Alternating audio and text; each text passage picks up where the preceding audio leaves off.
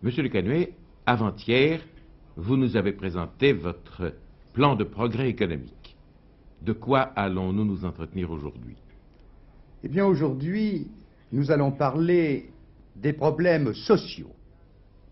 L'économique et le social sont d'ailleurs deux questions étroitement liées.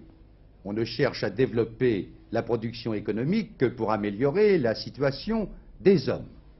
Au demeurant, je constate que les lettres qui me parviennent, de plus en plus nombreuses, manifestent une préoccupation essentielle du pays pour les problèmes sociaux, c'est-à-dire pour la vie de tous les jours. Il ne s'agit pas, vous l'imaginez bien pour moi, de présenter un catalogue de revendications sociales. Ce que je veux, c'est tenter avec vous de prendre l'exacte mesure des étapes d'un effort social que le pays doit consentir. Il ne suffit pas d'un cœur qui réclame des sous, et d'un chef d'État qui réponde « je n'en ai pas ». Il faut accélérer la progression de l'économie et progressivement améliorer la situation sociale des Français. Nous ne pouvons pas nous estimer satisfaits aussi longtemps que des carences graves continuent d'affecter de nombreuses régions et des catégories sociales encore très défavorisées. Alors, si vous voulez bien, nous allons regarder l'ensemble de ces problèmes. Nous pourrions prendre le cas d'une famille française. Le sujet m'est familier. C'est le cadre de ma vie. Je suis né dans une famille très modeste. Mes parents ont dû faire des efforts pour me permettre d'aller au bout de mes études et moi-même, j'ai une famille avec 3 enfants qui ont, comme on dit, l'âge scolaire. Eh bien, prenons une famille française moyenne, des milieux populaires, des classes moyennes. Examinons leurs difficultés. Elles sont multiples et pratiquement, elles se présentent à chaque âge avec des problèmes très ardus et très particuliers. Monsieur Le Canuet, alors moi je vous propose d'adopter l'ordre chronologique puisque vous suivez une famille, commençons par la jeunesse. C'est en effet un problème fondamental. Il est très grave. Tout commence par l'école. Combien d'entre vous qui avez charge d'enfants êtes préoccupés par les difficultés qu'ont ces enfants pour trouver une école, parfois éloignée s'ils habitent à la campagne, des enfants qui fréquentent des classes trop souvent surchargées? Combien de familles ont du mal à trouver une place pour leur enfant dans un établissement technique quand vient l'âge de la formation professionnelle? Combien de familles voient leurs enfants écartés du collège ou du lycée parce qu'ils ne réussissent pas parfaitement ses études et sont plongés dans la difficulté? Combien de familles aussi ont des enfants qui ne sont pas, comme on dit, tout à fait comme les autres et qui auraient besoin d'une formation spécialisée? Il faut donc un effort véritablement énorme de l'État pour faire face à toutes ces obligations. Et pour cela, il faut des crédits. Il faut changer, comme je l'ai expliqué avant-hier, les priorités dans notre budget. Le gouvernement actuel ne fait pas un effort suffisant. Au début de la Ve République, il y a eu une certaine progression des crédits de l'éducation nationale. Maintenant, nous approchons d'une quasi-stagnation, si l'on tient compte de l'augmentation des prix de la construction des bâtiments scolaires. Il y a un chiffre devant lequel je veux vous placer. Les chiffres ne mentent pas. Le gouvernement, tenant compte de la progression du nombre des jeunes, c'est une progression connue, les rendez-vous sont certains, ils sont inéluctables, avait chargé une commission spéciale d'évaluer les crédits nécessaires pour être présent au rendez-vous de la jeunesse. Cette commission, sur ordre du gouvernement, a fait ses comptes et elle a calculé qu'il fallait pour le 5e plan prévoir 32 milliards de francs. Savez-vous combien le gouvernement en a retenu dans le plan définitif? 25. C'est la démonstration que le gouvernement, parce qu'il ne dispose pas d'assez de crédits, les utilise pour des dépenses contestables de prestige, n'arrive pas à réaliser les réformes dont il sent cependant la nécessité. Il n'y a pas que le problème des crédits, du niveau de vie des maîtres, qui est important, de la construction des locaux. Il y a le problème des études elles-mêmes, des programmes. Nous en sommes, je crois, au 7e ministre de l'Éducation nationale. Et on ne peut pas dire que les changements soient tous allés dans le sens de l'amélioration. Nous allons de réforme en réforme. Personne ne s'y retrouve. Pas même les spécialistes de l'enseignement. Encore moins les familles, les jeunes, les étudiants. Je crois que nous sommes fatigués de réformes. Il faudrait là une certaine stabilité, ou pour mieux dire, qu'on étudie pendant 1 an, 2 ans s'il le faut, une réforme qui serait définitive, et qu'elle ne vienne pas d'en haut, qu'elle soit concertée, dialoguée avec les corps spécialisés de l'enseignement, les parents, les familles, dans le respect des convictions de chacun, dans la liberté de ses familles, et avec les organismes représentatifs des étudiants. Dans quel sens devrait aller cette réforme? Je n'ai pas à la préjuger, mais il me semble qu'elle devrait aller dans le sens d'un plus grand rapprochement de la formation intellectuelle, professionnelle et de la vie, dans le sens d'un allègement des programmes. Les concours, j'ai été moi-même jadis une bête à concours, je sais de quoi je parle, peuvent subsister, les examens aussi, mais ils ne doivent pas devenir des butoirs, être la hantise de la jeunesse. Il faut qu'à chaque étape, au lieu de l'élimination brutale, il y ait l'orientation, que l'on organise des passerelles vers la formation technique et professionnelle, de façon que chaque jeune garçon, chaque fille sente qu'elle pourra servir à quelque chose dans la vie et qu'elle a droit à tout son épanouissement. Il y a enfin un autre aspect grave pour la jeunesse. C'est ce que nous appelons la nécessité de démocratiser l'enseignement. Beaucoup trop peu de fils de paysans dans les collèges, dans les lycées, trop peu de fils d'ouvriers dans les facultés. C'est une atteinte à la dignité et à la justice. Et c'est une erreur grave pour un pays que de perdre ses investissements intellectuels. Il faut par conséquent développer les bourses et probablement plus tard aller jusqu'à l'allocation d'études pour l'étudiant qui doit être considéré comme un véritable travailleur ayant droit à sa rémunération. C'est là une justice fondamentale. Nous n'arriverons peut-être jamais à faire une société de totale égalité. Il y a toutes sortes d'inégalités qui tiennent à la vie. Eh bien, au moins, bâtissons une cité juste, humaine, où chaque enfant, où qu'il naisse, quel que soit son milieu, ait devant lui toutes les chances égales et la possibilité de donner à sa vie toute la dimension de ses mérites et de son courage. Monsieur, je suppose le problème résolu. Je suppose que le jeune Français a été formé. Il est devenu adulte. Premier problème pour lui, le pain quotidien, c'est-à-dire le métier, la profession, le travail. Vous posez là un problème qui est celui de l'emploi. La France se rajeunit, elle est plus nombreuse, il faut donc multiplier les emplois. J'ai expliqué avant-hier comment l'animation des régions, l'industrialisation, l'accélération des investissements étaient la condition de la création de ces emplois nouveaux. Le problème est beaucoup plus préoccupant qu'il n'y paraît à première vue.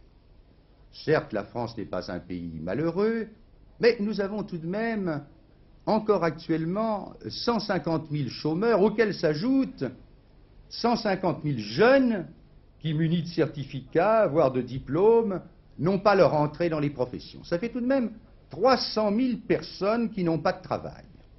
Ce qui m'inquiète, c'est que le 5e plan, qui va commencer au début de l'année prochaine et qui a été établi par l'actuel gouvernement, envisage qu'il pourrait y avoir un volant de 350 000 chômeurs afin de donner ce qu'il appelle une certaine souplesse au marché du travail. Je ne peux accepter une telle perspective. Nous devons réaliser le plein emploi, car il n'y a rien de plus affreux pour un chef de famille que d'être privé du droit de travailler. Il est grave aussi que le 5e plan du gouvernement ne prévoit une sonnette d'alarme ou, comme il dit, des clignotants pour déclencher des mesures qui redonneraient du travail que s'il y avait en France 500 000 chômeurs. Je veux absolument écarter cette manière de voir qui est contraire aux aspirations du pays et à sa jeunesse qui monte.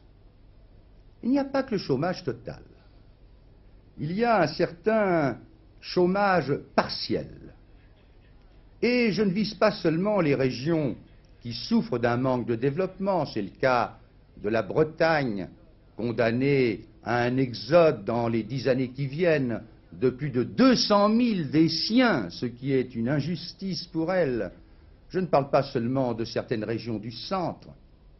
Songez qu'une région qui est l'une des plus importantes traditionnellement dans le domaine industriel, comme la région du Nord, eh bien, connaît dans plusieurs de ces grandes entreprises un chômage partiel. Beaucoup d'ouvriers font moins de 40 heures. Songez aussi que chaque jour, 17 000 Alsaciens sont obligés de traverser le Rhin et d'aller en Allemagne pour trouver un travail et le salaire qui leur convient, et cela en grande partie parce que le gouvernement a empêché l'installation d'usines en Alsace, n'a pas favorisé l'essor de l'Alsace. Tout ceci est donc grave. Mais parmi les problèmes de l'emploi, il en est un qui présente une acuité tout exceptionnelle, c'est celui de l'agriculture. Songez que le nombre des agriculteurs représente 20% de la population française. C'est un chiffre important. Eh bien, ces 20% ne reçoivent que 10% du revenu national. Chaque année, 100 000 agriculteurs sont obligés de quitter la terre et d'aller grossir les rangs de ceux qui habitent les grandes villes. Songez que les revenus des agriculteurs, depuis 2 ans, ont diminué de 3%. Voilà ce qui explique la gravité de la situation agricole française. Monsieur Le Canuet, à votre avis, à quoi cela tient-il et comment vous paraîtrait-il possible à vous d'y remédier? Il y a toute une série de mesures à prendre pour arracher l'agriculture française à ses difficultés. Il y a d'abord le problème des prix agricoles, car le revenu de l'agriculteur est fait de ses prix. Les prix ont été privés par la Ve République de l'indexation, mais dans le même temps, l'agriculteur supporte toutes les hausses des produits nécessaires à son exploitation et les hausses de tout ce qu'il achète pour sa propre vie.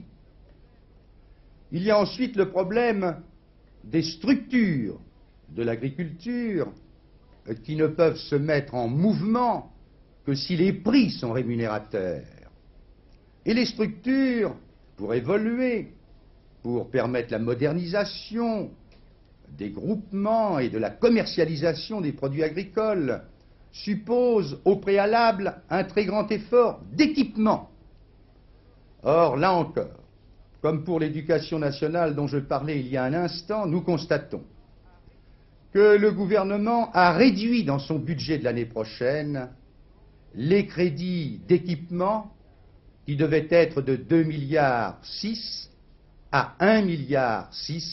Il les a réduits par rapport aux obligations que lui-même estimait indispensables quand il a élaboré le plan de développement des 5 prochaines années. Il y a aussi toutes les conditions d'existence pour le monde agricole.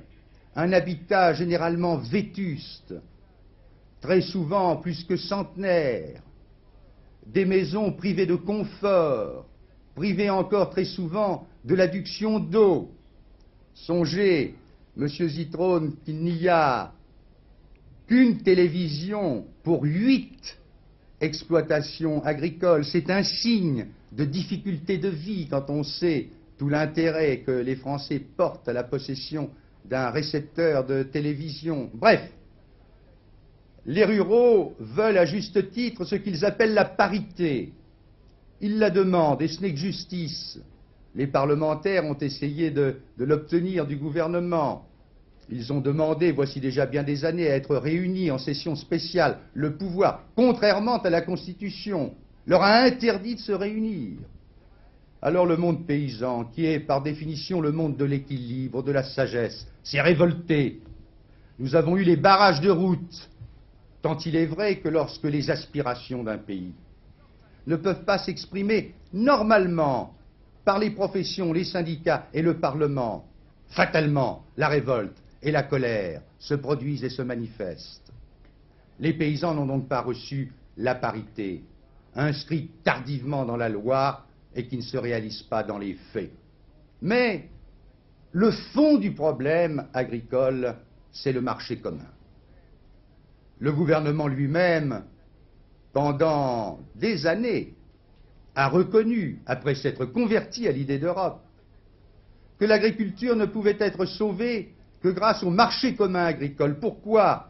Parce que le marché commun agricole, c'est la certitude pour le paysan français de vendre à meilleur prix et de trouver des débouchés dans des pays comme l'Allemagne et demain comme l'Angleterre qui entrera dans le marché commun si nous faisons l'Europe, qui sont des pays industriels qui ont besoin de produits agricoles. L'Europe est la chance, la carte exceptionnelle pour notre agriculture. Et voici que maintenant, le gouvernement déclare que le marché commun n'est pas indispensable, qu'on pourrait s'en passer. C'est faux. Il n'y a aucune solution de rechange. Il n'y a d'autre solution de rechange que le malthusianisme, la diminution de la production, et par conséquent l'exode rural, la destruction de l'entreprise familiale. Il faut sauver le marché commun. Il faut que la France retourne à Bruxelles. C'est ce que je ferais si j'étais élu président de la République. Si le marché commun agricole disparaît, c'est 800 000 francs en moyenne de pertes par an pour chaque entreprise agricole. On s'explique dans ces conditions que le syndicalisme agricole, toutes les confédérations de l'agriculture, qui ne font pas de politique, se soient adressées au monde agricole en leur disant que le 5 décembre est une étape décisive pour eux, qu'ils ne peuvent pas reconduire le pouvoir actuel et qu'il faut au contraire changer le cours des choses et rétablir au sommet de l'État une volonté européenne pour le salut de l'agriculture. Mais le salut de l'agriculture, c'est en même temps le salut de la France. Il ne s'agit pas d'une catégorie spéciale seulement. C'est pour la France la possibilité d'une exportation et d'un enrichissement. Il ne faut absolument pas que cette chance soit perdue, et pour la sauver, faisons vite, très vite, l'Europe. Monsieur Le Canuet, je vais vous ramener au parcours que nous avons tracé, au plan que vous nous avez proposé tout à l'heure au début.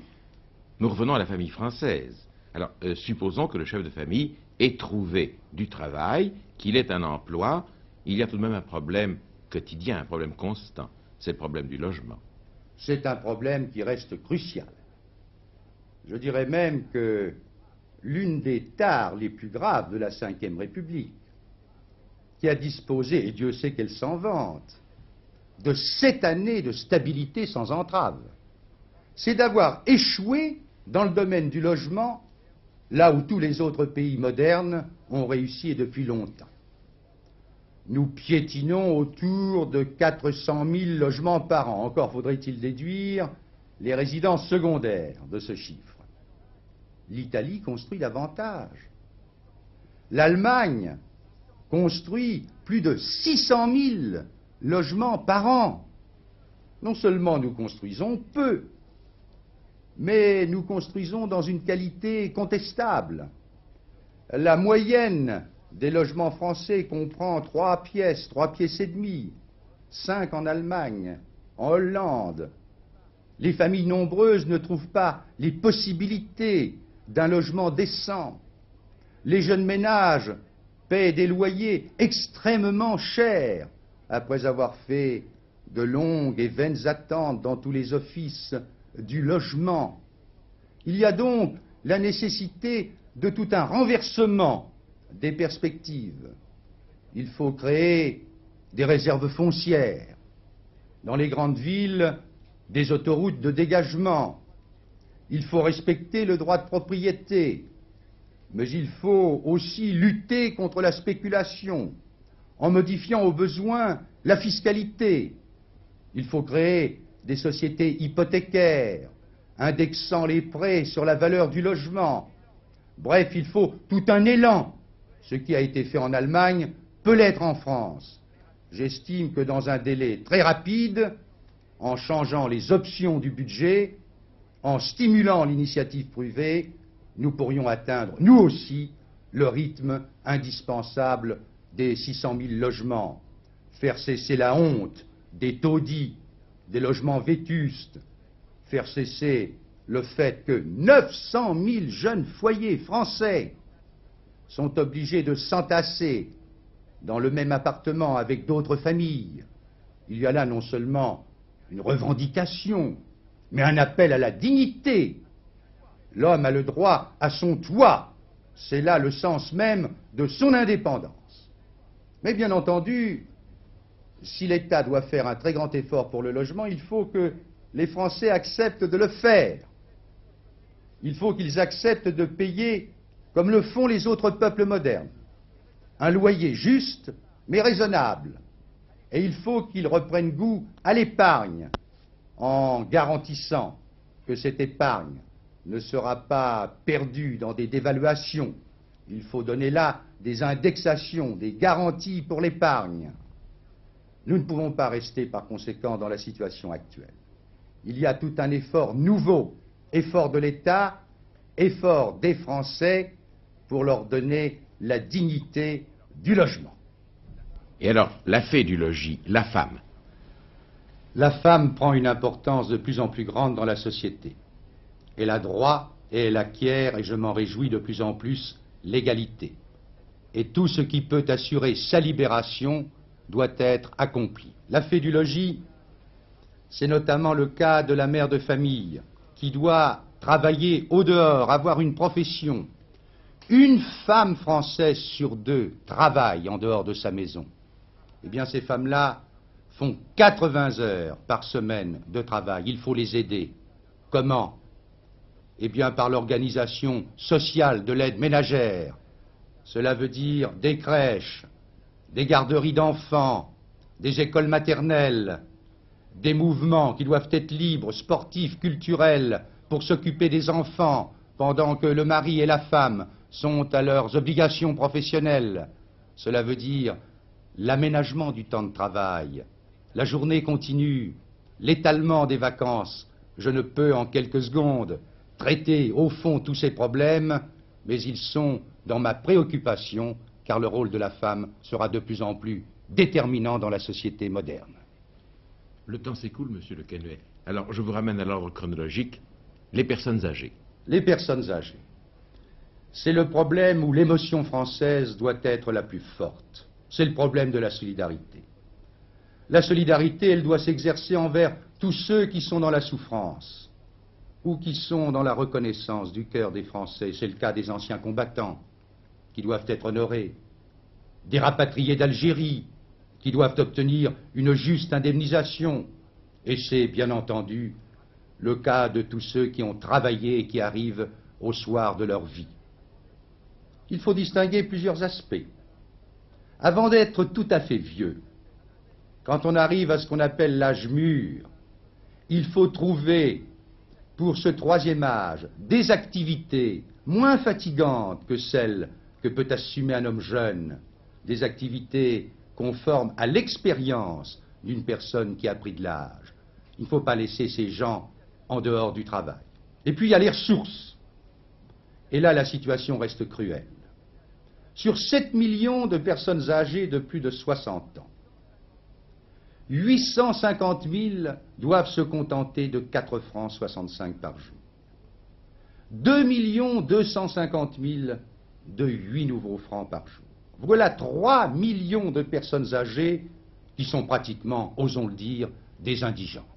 Il faut leur apporter rapidement la justice et la dignité. Il faut, dans une première étape, leur donner les 3/4 du SMIC et très rapidement la valeur du salaire minimum interprofessionnel garanti. Et puisque je parle des ressources des personnes âgées, pensez aux cadres qui sont menacés de perdre leur autonomie, leur caisse que l'État voudrait utiliser pour ses besoins. Je m'oppose formellement à cette manière de voir. L'autonomie des caisses des cadres doit subsister entièrement. Il faut aussi penser à l'hébergement des personnes âgées lorsqu'elles n'ont plus de famille. Assez de ces hospices aux dortoirs vétustes et surpeuplés. Créons, comme je l'ai vu dans certaines villes, comme à Toulouse notamment, des foyers qui permettent de donner à la personne âgée sa liberté, son autonomie d'existence et les facilités d'une vie communautaire. Voilà l'ensemble des grands problèmes qui sont devant nous. Tout dépend finalement d'un choix politique. Il suffit de changer légèrement le taux de progression de l'économie de 2,5% pour avoir 1200 milliards de plus qui nous donneront soit 100 000 classes supplémentaires, 260 000 logements ou 200 000 lits dans les hôpitaux qui nous font tant défaut. Il suffit d'un choix politique, d'autres priorités pour tout changer, puisse, le 5 décembre, le pays passer de ses besoins à l'espérance que nous pourrons ensemble les satisfaire dans la dignité.